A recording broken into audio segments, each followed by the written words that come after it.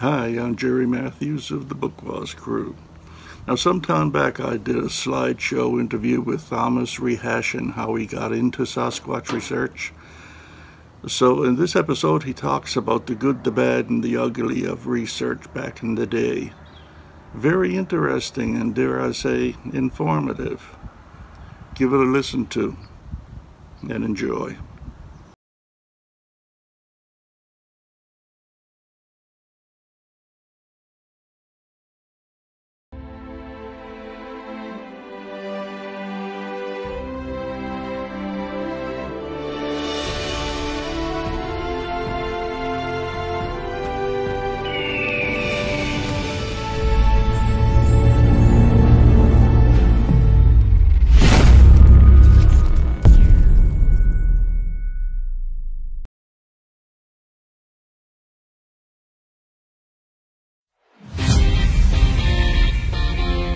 I think at the end of the day, as researchers, we're trying to take the wheat from the chaff. There's one golden rule for researchers in this business. Thou shalt not hoax. Not ever.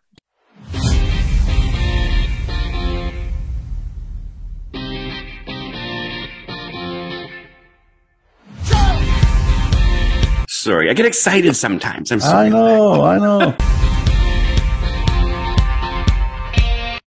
Every ounce of misinformation or bad evidence, it takes 15 pounds worth of effort to try to make up for it. 15 pounds of effort for every ounce of bullshit that's out there.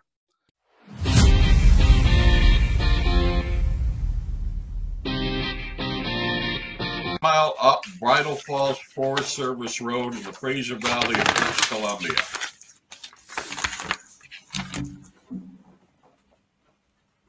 Oh, you finished quickly? Who's crinkling? You are. I am. Crinkling. Thomas. Anyway, this is British Columbia File 160. In other words, mile up Bridal Falls Forest Service Road in the Fraser Valley of British Columbia.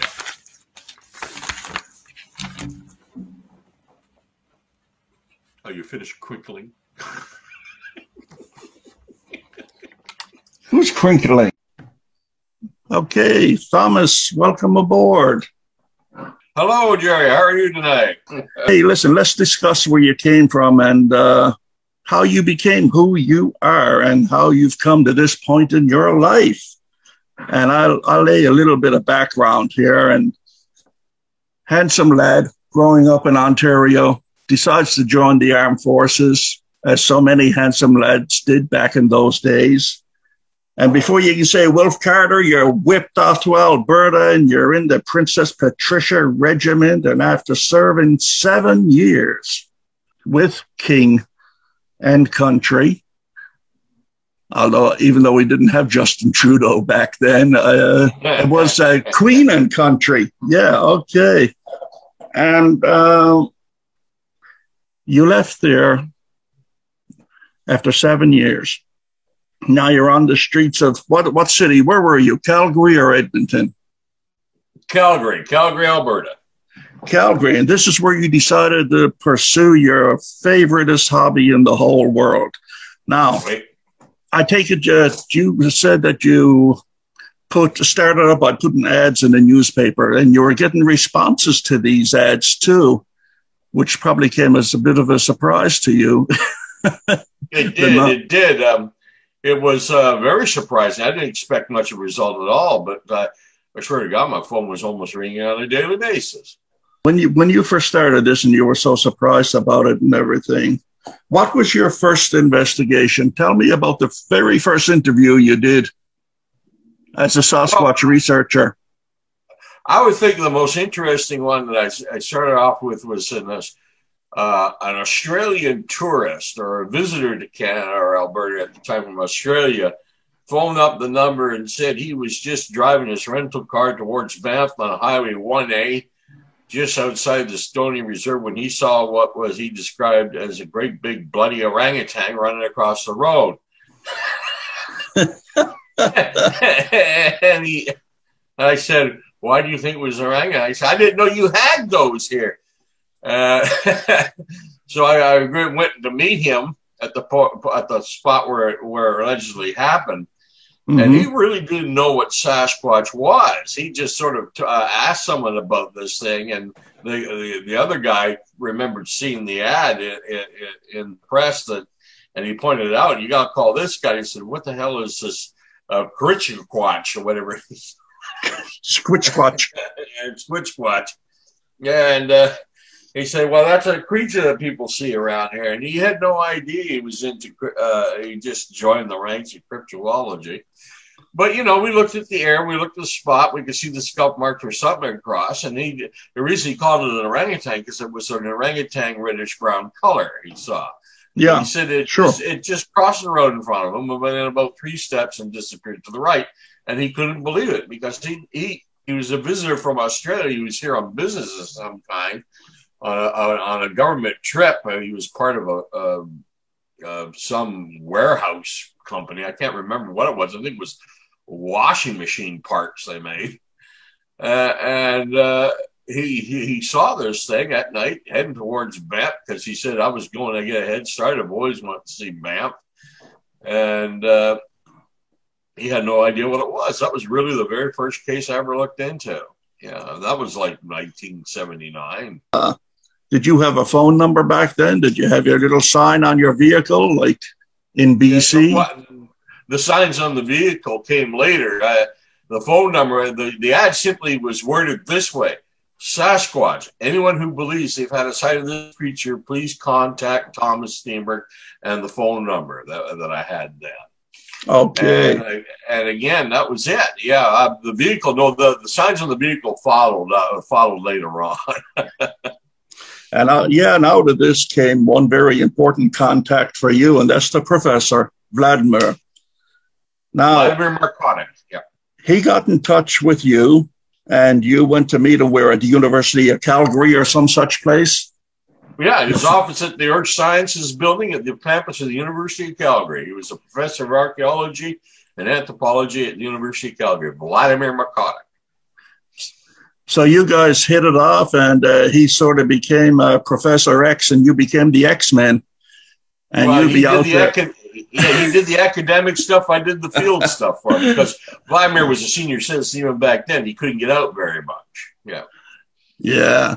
Well, it seems like you got off to a pretty good start then on your future career as a Sasquatch researcher. Like unofficial partners, and it was really through Vladimir that I eventually met the late Grover Krantz, and I met the late Bob Titmus, and the late John Green. I met Rene on my own, and it was through those kind of contacts that really got me going off on the right track, and you might say the right direction. Yeah, and with that, I'd like to ask you something. When you had a whole plethora of incidents in Alberta, why make the switch to British Columbia? I mean, you said that you were surprised you were getting so many responses in Alberta, and yet that pales in comparison to what Alberta's like now. You can't throw a stick without hitting a researcher in Alberta. Oh no! When I was there, Vladimir and I were the only ones, as far as I knew. Yeah, I never heard it. I never heard of any other researchers really in Alberta until after I left. How come you did leave? I like to think I sort of started something. Well, yeah, it would be nice, yeah. But why did you leave? Why did you head for the West Coast? Well, even when I was in Alberta, for every report and story, an eyewitness alleged eyewitness who called me up there from Alberta, I got 2 or 3 from British Columbia. Okay. So even though I was in Calgary, Alberta, I was hearing a lot about British Columbia. And of course, and after I met John Green and became a good friends and colleagues with him, I was sort of like someone he would reference to if it was on closer to his side of the province, you know what I mean, or my side of the province. I get you. Okay, so from Alberta, as I love saying to you, you pulled a Dahinden and left Alberta in the back of a wagon at dark of night and relocated to Abbotsford and then moved on to Mission. Mm-hmm. And so what did you do then? Did you try the same routine, putting ads in papers and looking for responses? I went broke. You couldn't afford to put ads in paper. Oh, my God, no. I went absolutely dead broke. I couldn't find a job here my life depended on it. I put over 300 applications in and never even got so much response or anything. And as for the Sasquatch, well, by the time I was here, I was already well known. I'd already published a book, a number of books, so I was well known by the time I moved here in 2002. Yeah, I want to get to those books in a minute, but now in BC, what I like to think about your exploits as walking the Lonesome Trail. What was the atmosphere and attitude like here in BC? I mean, aside from Green and the rest of the, people who were up on this, did you find that people were rather reserved and didn't want to talk about encounters or what have you? Was there an attitude? I find it here in Canada, the attitude of the people is the main difference in the subject with the same subject in the United States. I mean, in the United States, Washington, Oregon, Northern California, or anywhere else, if there's a documentary on Bigfoot, which is the American word for the Sasquatch, people say, that's interesting, I'm going to watch that. In Canada, there's a documentary of the Sasquatch on. Oh, that's interesting. But the hockey game's on, I'm going to watch that. Rather see the Toronto Maple Leafs than watch that. Yeah. I mean, we had some conferences and stuff set up in Vancouver, and we were lucky to get 80 people. Wow. To come and take in what was going on. Whereas anywhere in the United States, you'd have them lined up out the door. They'd have to move because there was not enough seats in the auditorium. Yeah. How dangerous can it be wandering around the backcountry by yourself? I remember many years ago you showed me that tattered knapsack hanging on your wall, and there's a story behind it. Oh, of course, that was the most frightening thing that ever happened to me. That was in the summer of 1986, Expo year, as you recall here. Yeah. It was. I kind of looked at it as the best year of my life because I was basically in the bush from May to almost Halloween, and I was up near I think it's called Route 93, which is a paved route now. It was a dirt road then, and I was looking at this through this Kirkland area. I just picked out a random to search because I thought it'd be a good place to look for tracks. Sure. And I heard it before I saw it, and it came browning out of the scrub, or where the trees had all been cut. And it was a bear, and it was charging me. But I was fortunate enough to be beside a cluster of smaller trees, which I assumed they had left alone because they weren't big enough.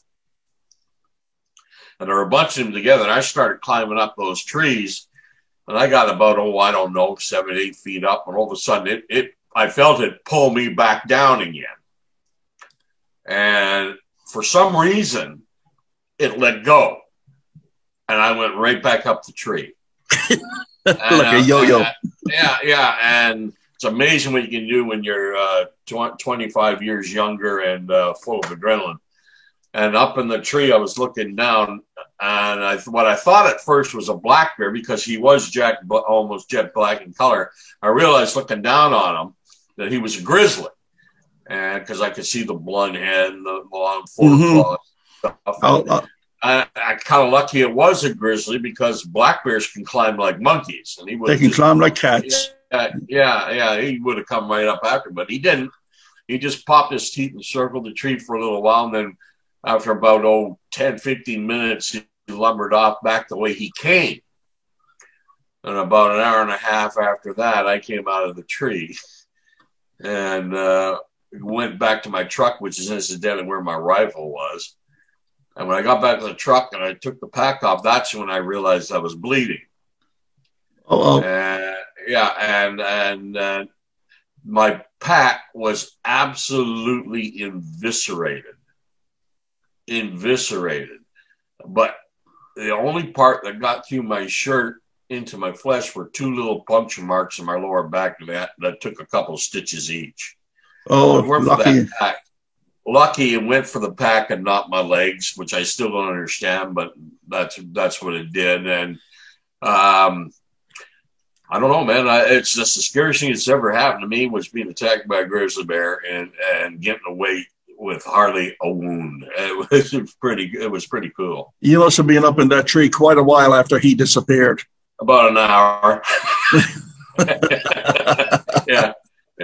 Oh, I was shaking it. I was shaking. My arms were bleeding because of the cuts from the bandage, from all the branches breaking as I was pulled down and went right back up. It was quite something. Yeah. And I said, when we went back there a day or so later, because I reported it, we found up around where it first popped out of the brambles, the remains of a deer carcass that was buried. So it was either a deer killed or scavenging on. I think when I just got too close to its food cache, she charged. Yeah, that's what I think it was. Yeah. And in a way, maybe it was lucky it was a grizzly, because they'll either bluff you or they'll kill you. A black bear will mangle you. It'll stalk you and mangle you. Yeah. They got no problem coming up the trees. Grizzlies don't like to do it, but they don't like climbing. But black bears can climb like monkeys. They can go right up after you. Now, you said you left your gun back in the truck. Mm-hmm. In hindsight, you probably wouldn't have had time to even get a shot off anyway. Probably not. No, it happened really fast. This was like seconds. Just time to react. Believe me, all that stuff and what they tell you about putting your arms up and yelling at the bear and making yourself look pretty, all the things you're supposed to do. When it actually happens, that goes right out the window. Yeah, I don't know, but I think that's for black bears. I don't know. I think you do that to a grizzly, you just make yourself a bigger target. Yeah, chalk up the old cue stick. I'm going to put this guy in the corner pocket. Tell me something.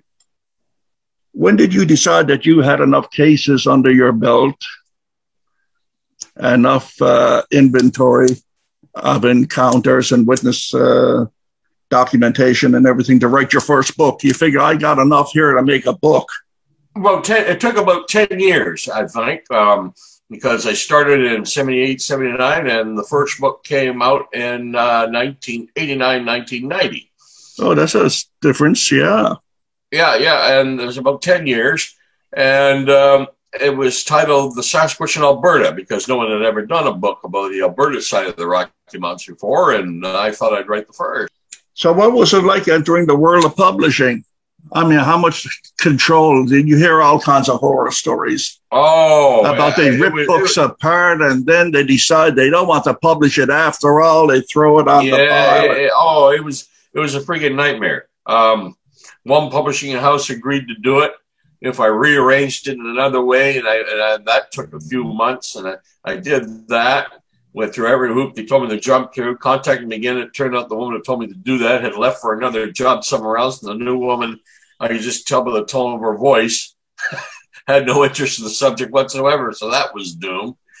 And Western publishers, they sort of did a book before on the Sasquatch. They put together the Krantz Marcotic booklet, Sasquatch and Other Hominids, a couple of years before mine, but they were having problems. But they did it, and they put it out, and I think my book was the second last one they did before they decided to close their doors. The biggest argument I had, and I had the same sort of disagreements with my main publisher, Hancock House, and the follow-up books that came later, was I always wanted to put the witness interviews, what they said word for word. How they said it and what they said exactly, word for word. And publishers always want you to clean up the grammar. I said, look, I'm not interviewing Christopher Hitchens every time here, you know. This is what they said. This is how they say it. And I always thought it should be done that way so the reader gets a clear idea in their mind about who and what type of person they're dealing with. Yeah. Yeah. That's the way it should be done. And I won out on that. They finally came to that. And I think it worked out pretty darn good. Yeah. Well, that's cool because, yeah, you want to impart as much of an image of the witness to the reader as you possibly can for them to have an understanding, because they're only doing it, you know, vicariously through the pages of your book. You're there with the person. You can read their face. You can read the intonations in their voice. You can read their body language. So, you know, you can't water that stuff down to pass it on to the reader. Can you remember your first documentary? The first time you put that beautiful face in front of a camera and said, "I'm ready for my close-up." A television documentary? Oh, yeah. Yeah. I think it would. There was a couple of news items, like CBC and stuff like that came up. But the first real documentary had to be that great show that was popular in Canada back then called On the Road Again with Wayne Rodstadt. I remember that. Yeah, I think that was really the first one. I was 29 years old when I did that one. And he came out here and he wanted to do a show about the Sasquatch sightings in and around the Water Valley here, which is where I was living at the time. And that was really the real first documentary I had ever done, other than, you know, 5-minute news clips here and there on the CBCs and other stuff, and a lot of American programs that I never saw. Oh, yeah. Well, I mean, I remember that some weeks back on Netflix seeing a Monster Quest show. And you were on it. You were on it for all of 90 seconds. You were there for about 30 seconds at the first part of the program, and you were there for about 40 seconds for the second part. And it wasn't yesterday because you didn't look like you were old enough to shave. It was, but you did have words of wisdom to impart even back then. Yeah, just the facts and nothing but the facts. Do not vary from the facts. I think that was your second line in the show. Yeah, you managed to get that out. So that's pretty good. That's pretty good. So I wanted to ask you, along those lines, how often does it happen that you watch a documentary that you appeared in and think, "Oh my God, the editing makes me come off as a blank"? Well, I'll tell you, I like to make sure of just what they're trying to do beforehand. I don't agree to go on these things blind, because they're notorious, especially the BBC, for telling you they're going to do this one way and they end up doing it completely different. But the worst sample of that I was involved with was there was an attempt around 2009 or so to restart that Leonard Nimoy documentary series from the 70s, In Search Of. In Search Of, yeah. In Search Of. They're going to do a podcast of that. And when I was down in Washington, they asked me to do their Bigfoot episode, and I agreed. And the new host of it was, I can't remember the actor's name, but he's a fine actor and a gentleman. He's the fellow who played Agent Skinner in the X-Files. Yes. Yeah. I can't remember his name. It's gone out of my head just at the moment. But he was the host. And I was on this episode where I, gave him my words of wisdom, and the other guest was Dr. Matthew Johnson, who I later figured was, just blowing it out both ends. I didn't believe a word he said.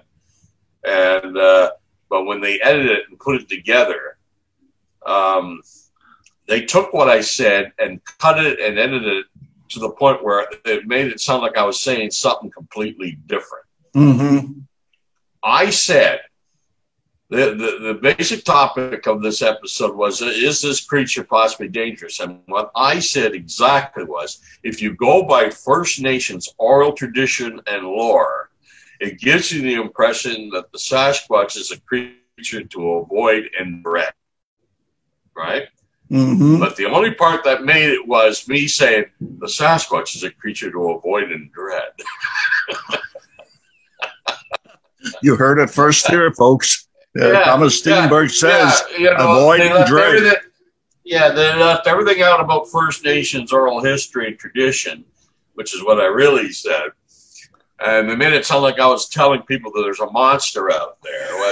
I didn't appreciate that, but I was kind of lucky because I guess it never took off because the new in search have never really left the ground after a couple of episodes. Well, Thomas, over the years, I've been approached by various production companies in Toronto, back east, whatever, trying to get the scoop on BC and what's happening with the Sasquatch front in BC. And these people are scary. Mm-hmm. If you pry into exactly what they're after, what they're looking for, it comes out they just want sensationalism. They don't want to hear... They don't want to hear truth. They don't want to hear logic. They want to hear a good story, to pass on to their viewers. And they just want a monster story. Yeah, and it's rather it makes a person rather jaded in this field because you feel like you're just being used, instead of someone taking you seriously, and you try to pass something on to them that you think is worthwhile passing on. Mm-hmm. They don't want to hear that. They just want to use you and abuse you as best they can. And if you're lucky, they might give you a token $10 bill at the end of it. Although I think most of them don't pay you anything. No, most of them haven't. And they weren't all that bad. There's some shows that did exactly what they said they were going to do, and I think they came out pretty good. But it's the ones that try to twist your words and make it sound like you said something completely different from what you actually said. That burns your crawl. I don't like that at all. And that's why a lot of us like the BBC is notorious for that. And a lot of us, as soon as we hear we're being contacted by a film producer from the BBC, the old alarm bells go up and say, okay, how are they going to try and trick us this time? They're notorious for that, Yeah, you don't want to put your reputation on the line, for garbage like that. What reputation you might have in this field, who knows? So I want to know who they are, what they're going to doing, what angle of this mystery they're looking at, and how they're going to put it together. Okay, and if I don't like what I hear, I'll say, sorry, you better contact somebody else. Like if it turns out that they're admitting that, kind of a paranormal thing, I give them the phone number or reference them off to one of the inmates running the asylum. I say, go talk to them. They're more up your alley. Oh God, yeah, that's what I do when they contact me. I give them your phone number. No, thank you.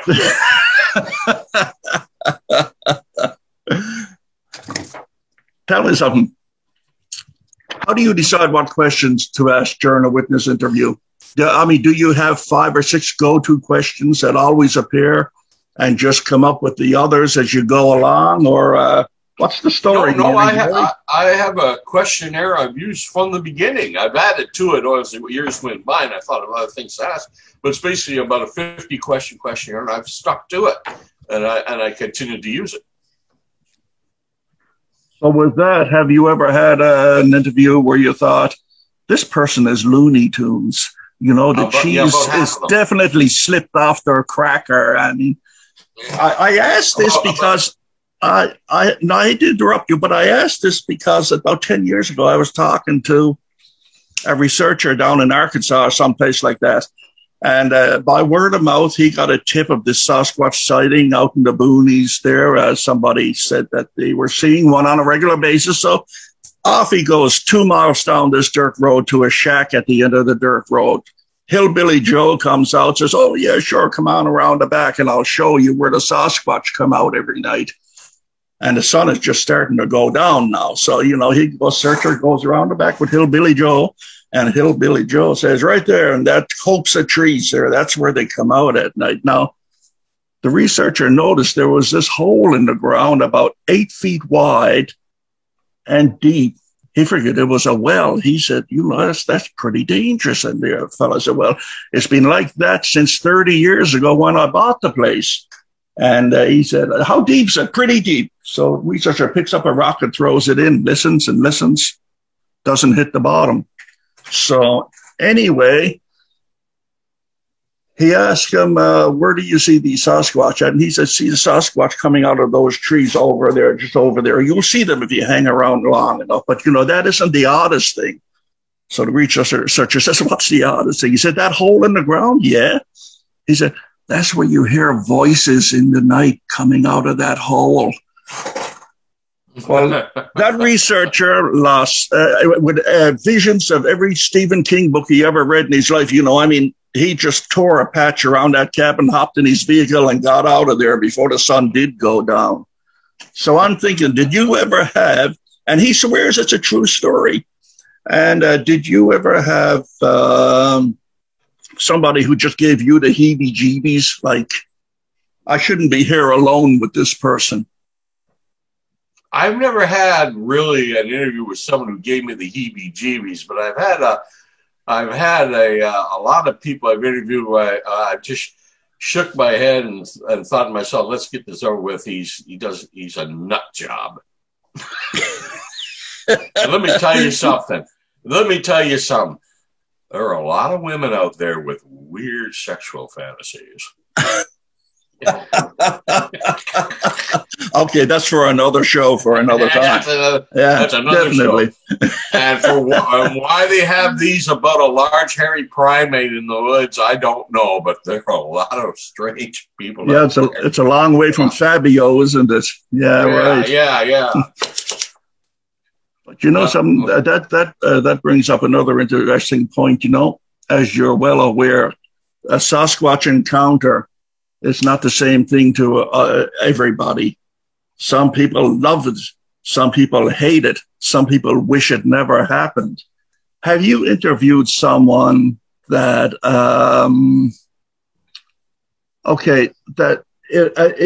the encounter appeared to have some debilitating effect on this person, where, in that case, you were inclined to give them a phone call sometime later, or just to check on them and see how they're doing, Oh, yes. Yeah. You remember the lady who had the sighting up near Half Moon Bay? Yes, I do. 2005, yeah. I went up there and interviewed her and stuff, and she was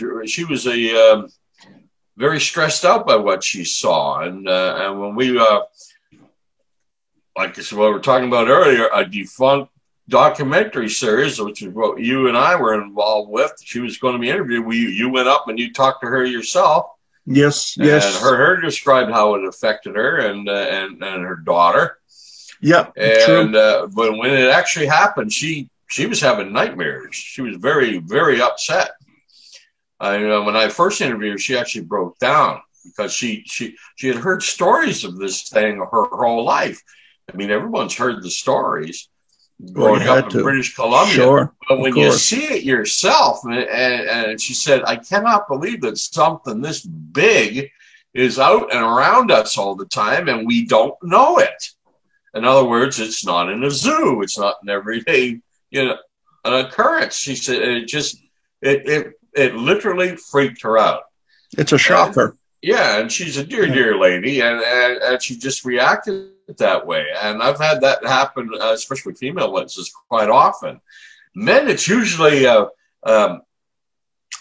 it's more like you gotta, when they see it and it's gone, they sort of say it to themselves, you gotta be blank, blank, blank kidding me. It's like they're almost angry that it happened. Great. Yeah. Now I got this thing in my life.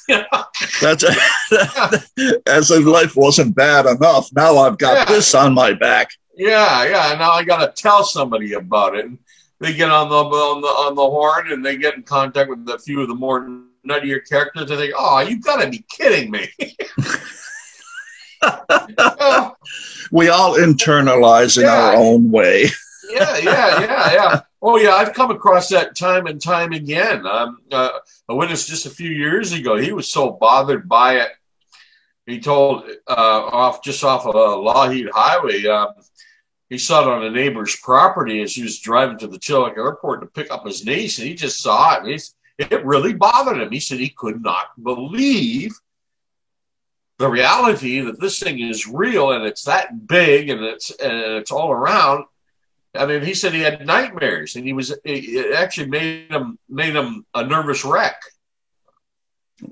Well, you know, it's almost like seeing a Tyrannosaurus Rex go stomping across the road in front of your car, you know? Yeah, yeah. I'm quite sure it probably is that bizarre to some people emotionally. I think some people, it almost like disrupts everything they've believed their whole lives. The whole belief system, yeah. It's based on practicality. Mm-hmm. And, you know, it's hard trying to... How would you say? It's like being told, suddenly realizing that something you were told was only a legend mythology your whole life, and you took to be a fantasy tale, is actually real.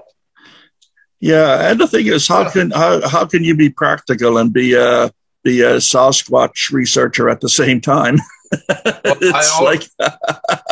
My philosophy from the beginning has always been stick to the facts and never deviate the facts. So I've never varied from that course. And you'll be safe if you stick to that. Yeah. You'll be safe, yeah. So these sightings, the one that we hear about, most of them, the 5, 10, 30-year-old sightings, I mean, what's the importance of investigating them, Thomas, these cold cases? I think the best thing to do is just so there's a record of the incident and that you know that it actually happened. Mm-hmm. Like these cold cases, I think the best thing they serve is a lot of the witnesses, they're just so relieved to finally be able to tell somebody about this and get it off their chest and have someone take them seriously. Those are people who really believe they actually encountered something, and it's been bugging them in the back of their mind and affecting their lives ever since. And they're just dying to tell someone about it and not get immediately told, well, you're a nut. What are you telling me this nonsense for? Get that stuff out of your head. You know, why are you making up this story? You know, and to them, it's almost, I've had that so many times where people tell me something that happened to them 15 years before. It's like a relief. Finally, somebody listened to me. Yeah. All right. Post-traumatic stress syndrome, you know? Yeah. Nowadays, with the so-called Sasquatch field, and I like to say it's more like an assignment that's been taken from the inmates. There's all kinds of people who will listen to you, but they'll tell you weird things. Well, you probably saw a star person from the fourth dimension who was dropped off by a UFO, you know, or something like that, you know, and the person's on the other end of the phone who had you got to be kidding me. Wham, puts the phone down. You know, I've come across that time and time and time again. I mean, one of the worst things that ever happened to this research was the invention of the internet. Because great tool that it is, let's face it, it's a soapbox for every snake oil salesman out there. Yeah, I mean, I talked about that one with the last podcast with John Green. We hit on that about the effect of the internet on sightings and believability and what have you. But I'm going to ask you a question that might get you into a lot of trouble with some people. Depends on your answer.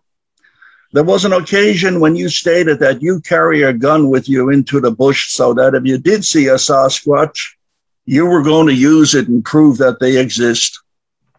Oh yeah, for the first 20 years in this, I was dead. Absolutely, we got to give science what science has always demanded: a body or piece of the body. Nothing else would do. That's what they said they had. So I said, let's go. Let's do it. I mean, I agreed with the late Grover Krantz, who said if they are so low in number that killing one can terminate the species, then they're doomed anyway. It's going to happen sooner or later. Yeah, it's going to happen sooner or later. And now, today, the way I look at it, it's still what has to happen. And I don't know if I personally could pull the trigger if I had one of my rifle sights.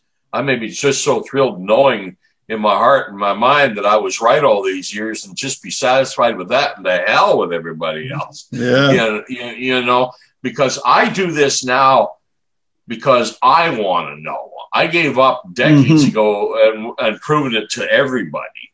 Right now, I just do it because I want to know. I can't let go of it, so I want to know. Does the Sasquatch indeed exist?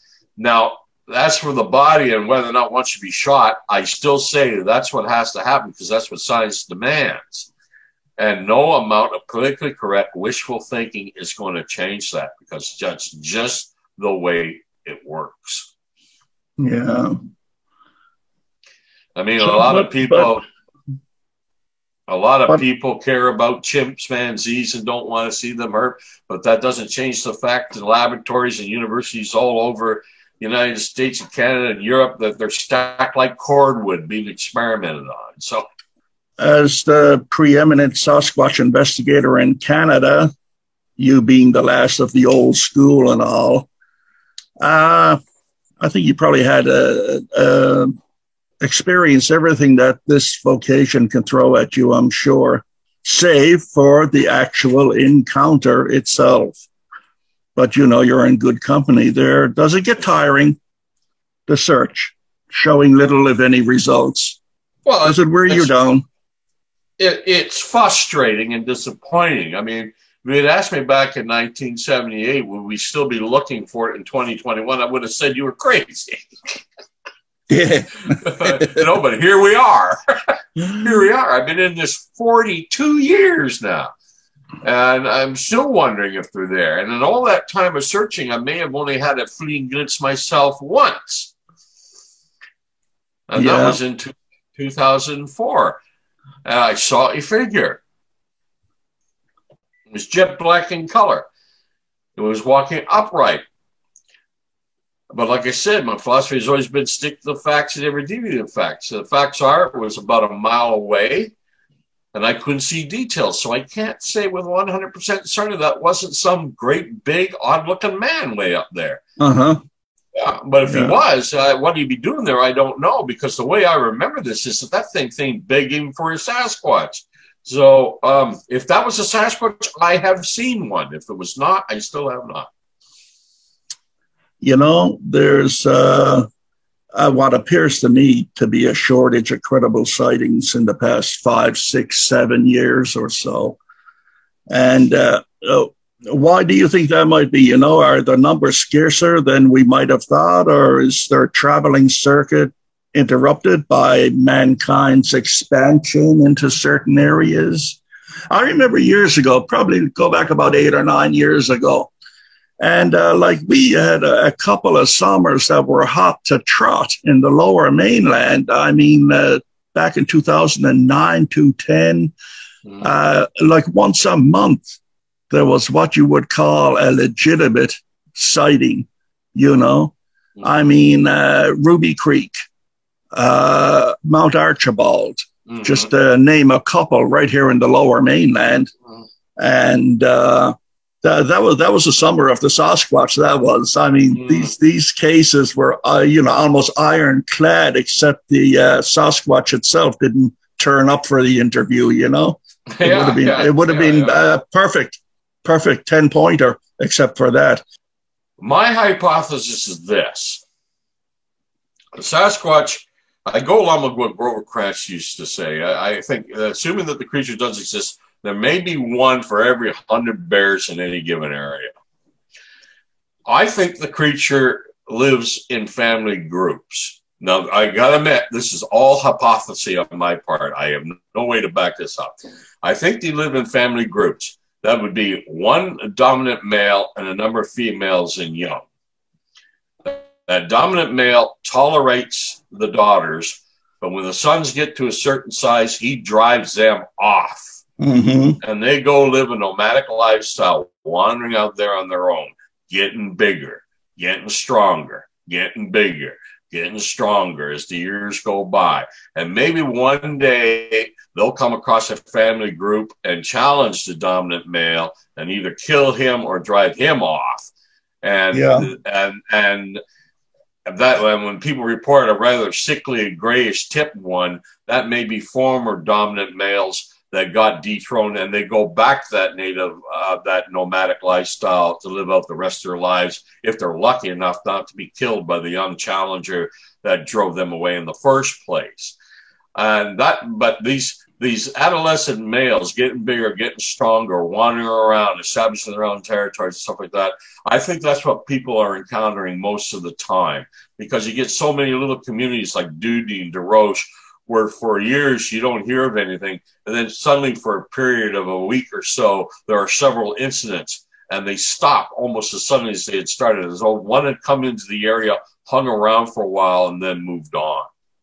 But I think that's what we're seeing, is these males getting bigger, getting stronger, going on, and if they're lucky enough to take over a family group, maybe a great many of them never get that opportunity. They live their whole lives that nomadic way. And that's what people are encountering most of the time.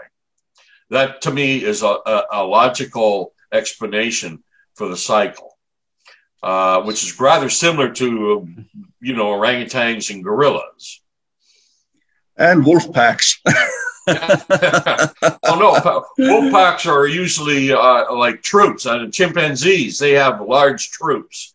Yes. Were several males, and they even make war on other troops. They're a little different.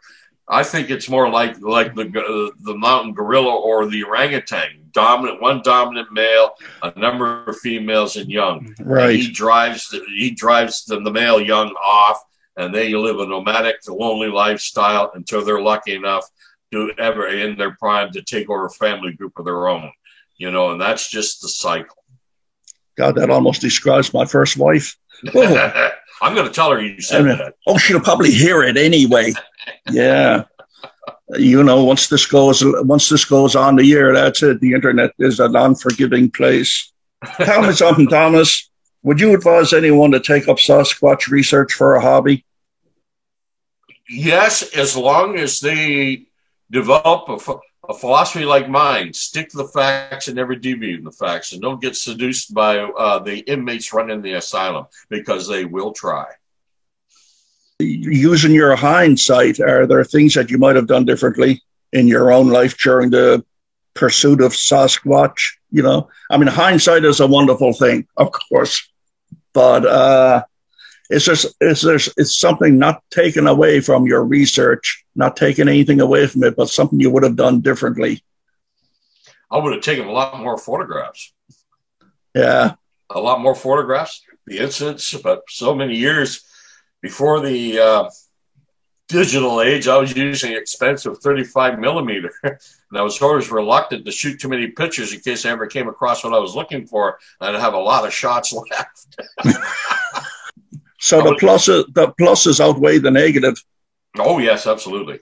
Yeah. I wouldn't. To me, I'm fascinated. I wouldn't have traded my life for anything. I may have done a few things a little differently, but no, I wouldn't have traded my life for anything. There's not too many people who get to pursue something they love to do. Most people are stuck in jobs they hate, and they live lives they hate, just looking for their 2 weeks off. I remember Rene said, if I had to live that way, working 9 to 5, 360 days a year with a couple of weeks vacation, I'd go out the back and blow my head off. It's not too many. I told him, and at the end of his life, poor Rene was having doubts about everything. I said, hey, look, Rene, you got to do what you wanted to do. There's not many people who could say that. There's an old saying that it's better to light a candle than curse the darkness. Absolutely. And that's what you guys have done in your own way, Yeah. Thomas, this has been amazing, wonderful, my dear friend. So good to talk to you. We'll have to do it again very, very soon. Anytime, Jerry, anytime. Yeah, and I want to tell something to the dear listeners out there, that Thomas is famous for more, not many people know this, but Thomas is famous for more than just being a preeminent Sasquatch researcher. He also does one hell of an impersonation of Smithers and, and other Simpson characters, and Rene Dahinden too. But, that'll just be our secret. That's what he's really going to be famous for 10 years from now. Homer Simpson Do Homer again, Thomas. A boy without mischief is like a bowling ball with a liquid center. But of course, you know, Rene would say, "Stop talking about this horse shit. Just get the rocks out of your head and go grab it." Thomas, it's been a slice. We're going to have to do it again real soon. You got her, Chief. You got her. You take care, my friend. You too. Okay. Bye-bye. Bye-bye.